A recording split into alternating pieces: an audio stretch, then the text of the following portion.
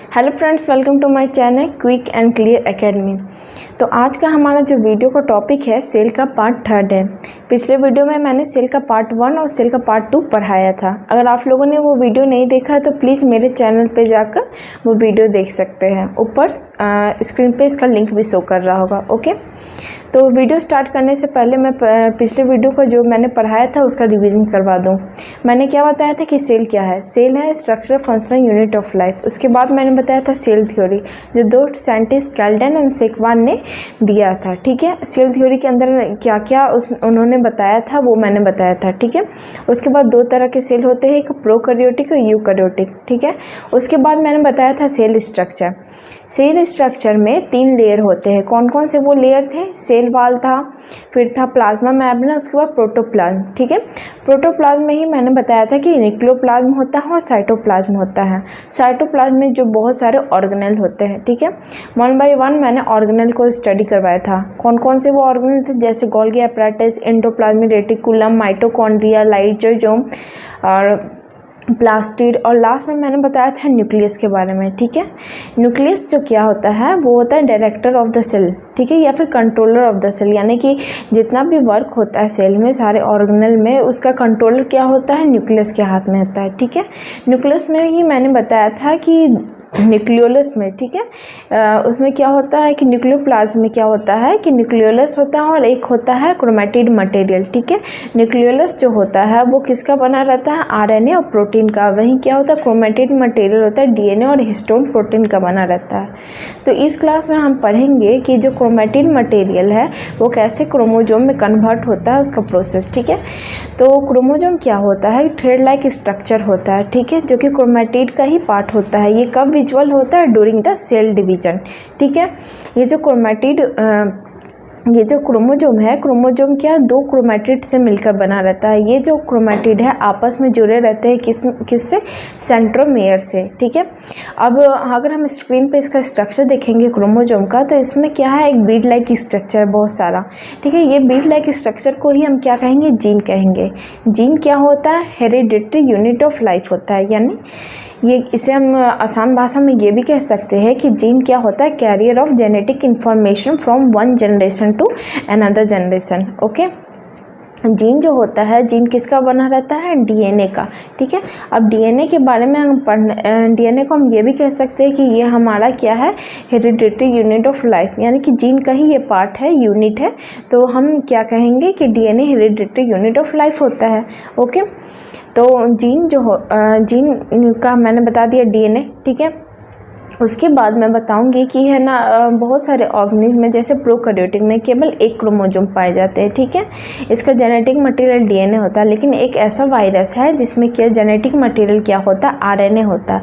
उस वायरस को हम क्या कहेंगे? रेट्रोवायरस। ठीक है, बाकी जो प्रोकैरियोट है जैसे कि वायरस और अदर बैक्टीरिया, उसमें जेनेटिक मटेरियल डीएनए तो होता है लेकिन एक ही क्रोमोजोम होता है। ठीक है, लेकिन क्या है कि यूकैरियोटिक सेल जो होता है उसमें उसके बहुत सारे स्पीसीज में बहुत सारे क्रोमोजोम पाए जाते हैं जो कि डिफर करते हैं।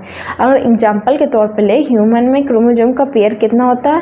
पेयर का मैंने बताया, तो उससे पहले मैं ये बता दूं कि अगर क्रोमोजोम क्या होता है? पेयर में पाया जाता है। ये पेयर में जो पाया जाता है उसको हम कहेंगे डिप्लॉइड। ठीक है, और नन पेयर होता है तो उसे हम क्या कहेंगे? हैप्लॉइड। ह्यूमन का जो गैमेट होता है वो क्या होता है? हैप्लॉइड स्टेट में होता है। ठीक है, अब हम क्रोमोजोम का पेयर बता देते हैं। ह्यूमन में कितना होता है? 23 पेयर होता है। ठीक है, चिंपैंजी में होता है 24 पेयर, बीट में होता है 21 पेयर होता है, फिर डॉग में होता है 39 पेयर होता है, कैट में होता है 19 पेयर होता है।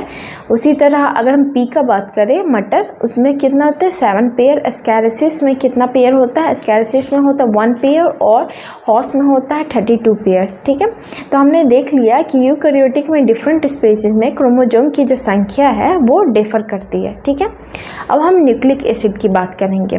ठीक है, न्यूक्लिक एसिड क्या होता है? एक कॉम्प्लेक्स ऑर्गेनिक कंपाउंड है। ठीक है, ये क्या होता है कि इसमें कोडेड फॉर्म में इंफॉर्मेशन ये कैरी करता है। ठीक है, ये 2 तरह का होता है, एक होता है डीएनए और दूसरा होता है आरएनए। ठीक है, उससे पहले मैं ये बता दूं कि क्रोमोजोम का नाम रखा था वेल्डनेयर ने। ठीक है, और उन्होंने कहा था कि इसके पास सेल्फ रेप्लिकेशन का पावर है, जिससे क्या करता है? ये जेनेटिक इंफॉर्मेशन को कोडेड फॉर्म में कन्वर्ट करके one generation to another generation pass out करता है। ठीक ठीक है। तो न्यूक्लिक एसिड का मैंने 2 पार्ट बताया था कि डीएनए होता है और आरएनए होता है। डीएनए का फुल फॉर्म होता है डीऑक्सीराइबोज न्यूक्लिक एसिड, ठीक है, और आरएनए क्या होता है, full form ribose nucleic acid, ठीक है। अब हम डीएनए का स्ट्रक्चर देखेंगे, ठीक है। डीएनए का जो नाम था वो किसने रखा था, फ्रेडरिक माइस्टर ने, ठीक है। उन्होंने ये कैसे पता लगाया था, इसका पता लगाया था nucleus of the pus cell से, ठीक है। अब हम डीएनए का अगर स्ट्रक्चर ले रहे हैं देखेंगे तो ये बहुत सारे न्यूक्लियोटाइड से मिलके बनता है, ठीक है। अब न्यूक्लियोटाइड का हम देखेंगे कि ये न्यूक्लियोटाइड किससे किससे मिलके बनता है। पहला जो इसका यूनिट होता है नाइट्रोजीनियस बेस होता है, दूसरा होता है डीऑक्सीराइबोज शुगर होता है और तीसरा होता है फॉस्फेट, ठीक है। अब हम नाइट्रोजीनियस बेस को देखेंगे, 2 भागों में बांटेंगे, एक होता है प्यूरिन और दूसरा होता है पायरिमिडीन, ठीक है। जो प्यूरिन होता है, प्यूरिन के अंदर 2 यूनिट होता है, कौन कौन सा, एक होता है एडेनिन और दूसरा होता है गुआनिन, ठीक है। वही पायरिमिडीन में होता है क्या, पायरिमिडीन में होता है साइटोसिन और थाइमिन होता है, ठीक है। ये हुआ प्यूरिन और पायरिमिडीन का, ठीक है। और वहीं अगर हम आरएनए का बात करेंगे तो आरएनए में भी सेम क्या होता है, नाइट्रोजीनियस बेस में प्यूरिन और पायरिमिडीन होता है, ठीक है। प्यूरिन में क्या होता है, एडेनिन और क्या था मैंने बताया था, गुआनिन होता है। लेकिन क्या होता है पायरिमिडीन में, यहाँ पे थाइमिन की जगह क्या होगा, यूरासिल होगा, ठीक है। डीएनए और आरएनए के स्ट्रक्चर के बाद हम बताएंगे कि डीएनए का जो स्ट्रक्चर दिया था वो किसने दिया था, वाटसन एंड क्रिक ने, ठीक है। तो ये फेमस है वाटसन एंड क्रिक का क्या, डीएनए मॉडल, ठीक है। तो वो क्या कहते हैं कि जो डीएनए होता है वो पॉलीन्यूक्लियोटाइड स्ट्रैंड का बना रहता है, डबल हेलिक्स स्ट्रक्चर होता है, ठीक है। यानी कि 2 तरह का इसमें क्या होता है कि ये स्टेयरकेस आपस में जुड़ा रहता है, ठीक है। तो ये आपस में जुड़ा रहता है किससे, ये हाइड्रोजन बॉन्डिंग से जुड़ा रहता है, ठीक है। मैंने प्यूरिन और पायरिमिडीन के बारे में बताया था, ठीक है। तो इसमें क्या होता है कि एडेनिन जो होता है कॉम्प्लीमेंट्री किसका रहता है, थाइमिन के, यानी कि एडेनिन और थाइमिन आपस में किससे, हाइड्रोजन बॉन्ड के जरिए जुड़ा रहता है, लेकिन कितना, ये डबल हाइड्रोजन बॉन्ड होता है। वही हम पढ़ेंगे साइटोसिन और गुआनिन, ये दोनों आपस में जुड़े रहते हैं 3 हाइड्रोजन बॉन्ड के साथ, ठीक है। ये दोनों आपस में कॉम्प्लीमेंट्री होते हैं, ठीक है। यही था क्या, डबल हेलिक्स स्ट्रक्चर डीएनए का, ठीक है। और इसके जो दोनों छोर की तरफ क्या रहता है, एक तरफ शुगर रहता है, एक तरफ फॉस्फेट ग्रुप होता है, ठीक है। तो ये था डीएनए का। डीएनए में मैंने बताया था कि अगर डीएनए का न्यूक्लियोटाइड में से, अगर न्यूक्लियोटाइड का मैंने क्या बताया था, नाइट्रोजीनियस बेस होता है, डीऑक्सीराइबोज शुगर होता है और फॉस्फेट होता है, ठीक है। इन 3 यूनिट में से अगर हम फॉस्फेट हटा देंगे तो ये क्या हो जाएगा, न्यूक्लियोसाइड, यानी कि न्यूक्लियोटाइड से कन्वर्ट होकर न्यूक्लियोसाइड हो जाएगा। और इसी न्यूक्लियोसाइड को हम क्या कहेंगे, आरएनए का यूनिट कहेंगे। जैसे कि न्यूक्लियोटाइड का यूनिट मैंने क्या बताया था, न्यूक्लियोटाइड, ठीक है। और मैंने डीएनए का यूनिट बनाया था न्यूक्लियोटाइड, और फिर आरएनए का यूनिट क्या हुआ, न्यूक्लियोसाइड, ठीक है। ये जो आरएनए होता है ये 3 प्रकार का होता है, एक होता है एमआरएनए, टीआरएनए और फिर आरआरएनए, ठीक है। तो एमआरएनए का फुल फॉर्म होता है मैसेंजर आरआरएनए, ठीक है।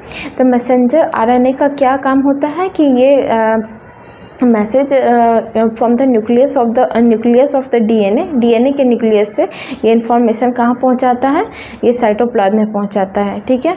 और उसके बाद टीआरएनए का काम होता है कि ट्रांसफ़र आरएनए होता है। ट्रांसफ़र आरएनए का काम क्या होता है कि ये क्या, कैरियर ऑफ एमिनो एसिड होता है, ठीक है।